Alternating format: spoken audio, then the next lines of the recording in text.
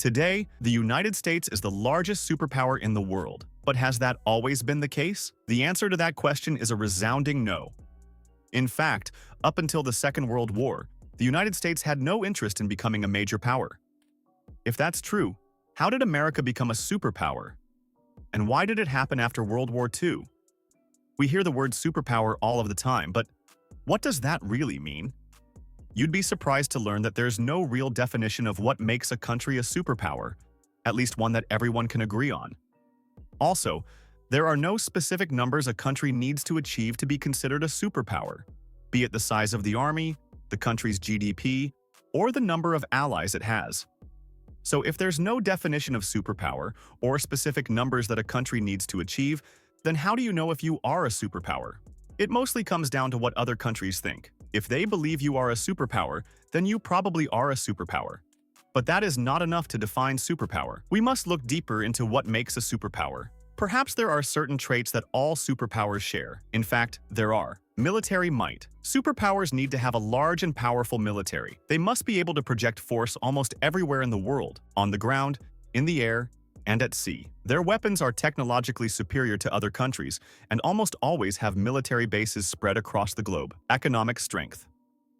A superpower must have a strong economy. This can be best measured through its gross domestic product. What is GDP? It's a way to measure the total value of all goods and services produced within a country. A high GDP typically indicates a strong economy. There are other factors as well. A moderate inflation rate, low unemployment, an extensive infrastructure, a reasonable amount of foreign debt, international influence. A superpower can convince other countries to support its interests, policies, and actions. Often, this takes the form of countries sharing neutral interests and building strong alliances. In extreme situations, a superpower has the willingness to impose economic sanctions and sometimes will threaten military action to get its way. Although these three factors, military might, a strong economy, and being able to influence other countries are the hallmarks of a superpower. But what about the United States? What's the background story here?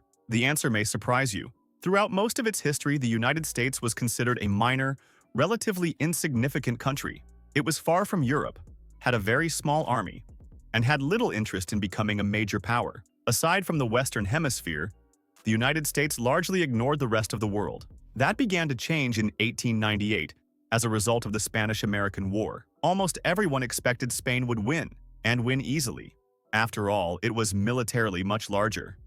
Yet the Americans swiftly defeated the Spanish, at sea and on land.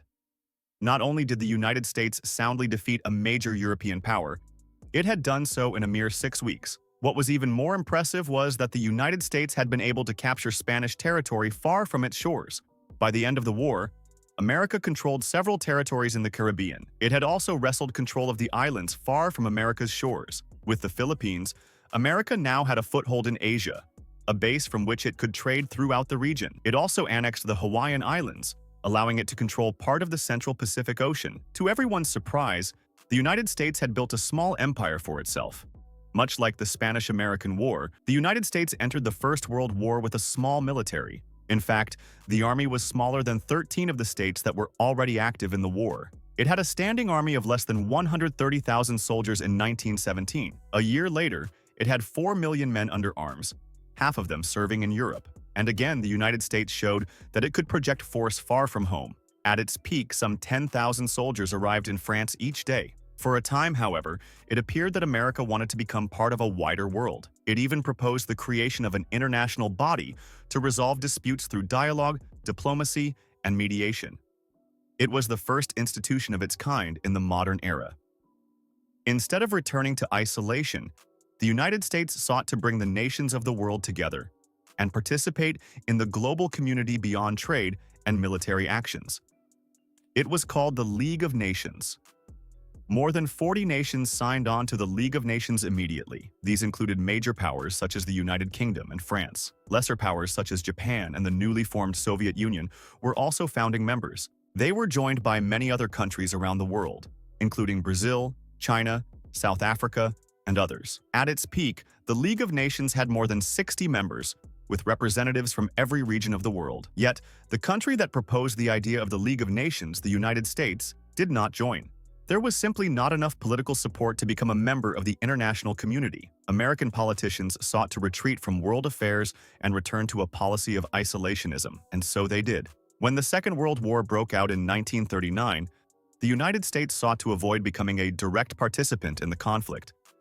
It was willing to go to great lengths to ensure that the Allies were provided with weapons and resources, but nothing more. That changed on December 7, 1941, when Japan launched a massive surprise attack on America's largest military base in the Pacific, Pearl Harbor, Hawaii. Japan had been a country on the rise for several decades and had great ambitions to become a powerful nation that wielded great power and influence. Japan believed that the time had come to drive Western influence out of East Asia and liberate its Asian brothers from European and American exploitation. And once liberated, it was Japan's responsibility to protect them. It sounded like a noble cause, but it sought to free Asia through exploitation. They understood that to build an empire, Japan needed to build a strong economy and a powerful military, but lacked the natural resources needed to expel the West. It believed that the only way that it could achieve its goals was to seize those resources by force. It soon found itself at odds with the United States, which objected to Japanese expansionism. Japan was not overly concerned with the United States. It saw them as a weak enemy whose people lacked the political will to fight a war. It believed that a single strike on the American Navy would end the war with a single blow. Not everyone agreed that the United States was a weak country or that its people would avoid war at all costs.